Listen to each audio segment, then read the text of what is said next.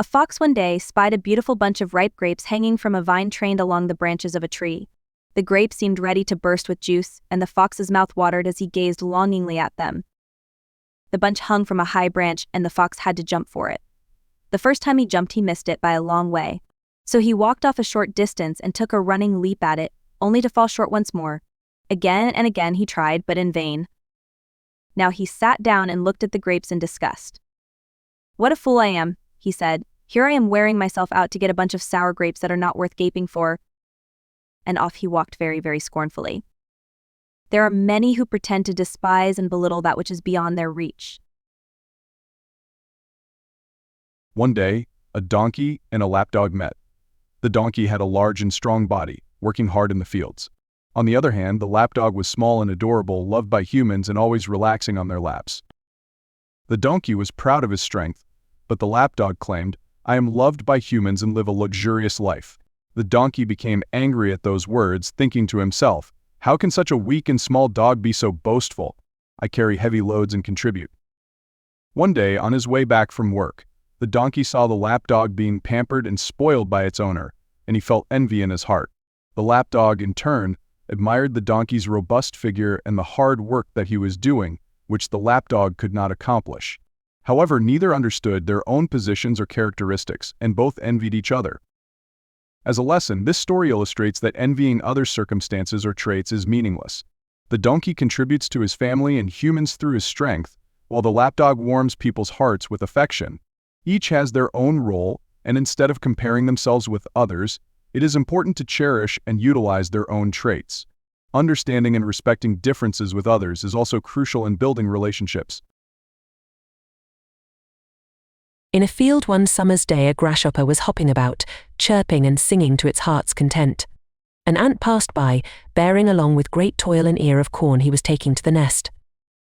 "Why not come and chat with me?" said the grasshopper, "instead of toiling and moiling in that way?" "I am helping to lay up food for the winter," said the ant, "and recommend you to do the same." "Why bother about winter?" said the grasshopper. "We have got plenty of food at present." But the ant went on its way and continued its toil. When the winter came, the grasshopper found itself dying of hunger, while it saw the ants distributing, every day, corn and grain from the stores they had collected in the summer. Then the grasshopper knew. It is best to prepare for the days of necessity. The birds and the beasts declared war against each other. No compromise was possible, and so they went at it tooth and claw. It is said the quarrel grew out of the persecution the race of geese suffered at the teeth of the fox family. The beasts, too, had cause for fight. The eagle was constantly pouncing on the hare, and the owl dined daily on mice. It was a terrible battle. Many a hare and many a mouse died. Chickens and geese fell by the score, and the victor always stopped for a feast. Now the bat family had not openly joined either side. They were a very politic race, so when they saw the birds getting the better of it, they were birds for all there was in it. But when the tide of battle turned, they immediately sided with the beasts. When the battle was over, the conduct of the bats was discussed at the peace conference. Such deceit was unpardonable, and birds and beasts made common cause to drive out the bats. And since then the bat family hides in dark towers and deserted ruins, flying out only in the night. The mice once called a meeting to decide on a plan to free themselves of their enemy, the cat. At least they wished to find some way of knowing when she was coming, so they might have time to run away. Indeed, something had to be done, for they lived in such constant fear of her claws that they hardly dared stir from their dens by night or day. Many plans were discussed, but none of them was thought good enough. At last a very young mouse got up and said, "I have a plan that seems very simple, but I know it will be successful. All we have to do is to hang a bell about the cat's neck. When we hear the bell ringing, we will know immediately that our enemy is coming."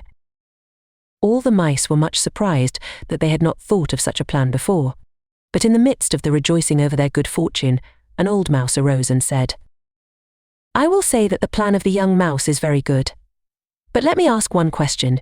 Who will bell the cat?" It is one thing to say that something should be done, but quite a different matter to do it.